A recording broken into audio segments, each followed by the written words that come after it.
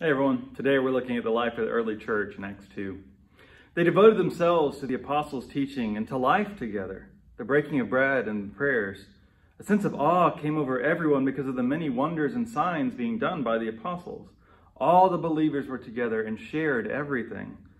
They would sell pieces of property and possessions and distribute the proceeds to everyone who needed them. Every day they met together in the temple and broke bread from house to house.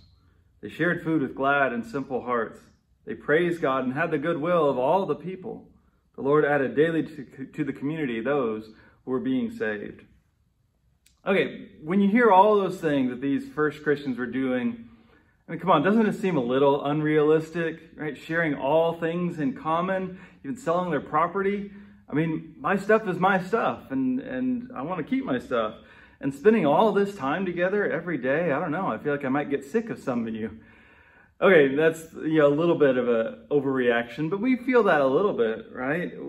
And it's true, we don't understand everything of what this looked like, and we can ask real questions about how sustainable would this be over the long terms, but those are questions that need to be discerned rather than just dismissing what's going on here. Really, if I were going to see what's the key to all of this, it comes at the very beginning when it says they were devoted to life together. Life together is more than just an hour in a pew, right, where you listen to a sermon and then leave. Now, not to make light of the importance of worship, but if we're really going to be a community, we're really going to be a church, life together has to be what we're really about. To me, I think this is one of the reasons we felt so divided through this pandemic, is we haven't been able to be together. And yes, we still had classes and things online, but it's not the same as real life together. And that's why we've struggled to be together. And, we look at Acts 2 and we can ask, is this sort of an idealized church? Because even most other churches in the New Testament times, they had a lot of problems.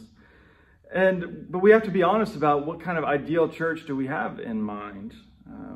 What do we do when our actual church is actually less than ideal?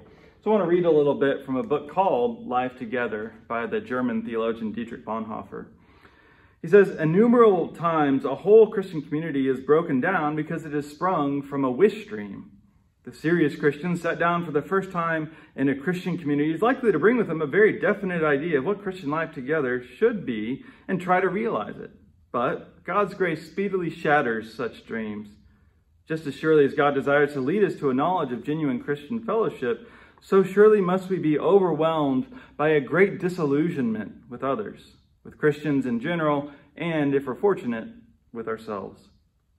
He who loves his dream of a community more than the Christian community itself becomes the destroyer of that community, even though their personal intentions may be ever so honest and earnest and sacrificial. So we have to love the churches that we have, not the church as we wish it would be. We have to love the people around us, as difficult as we can all be sometimes, not just when it meets our standards. Because that's where we really are a community, and that's where we really are sharing life together.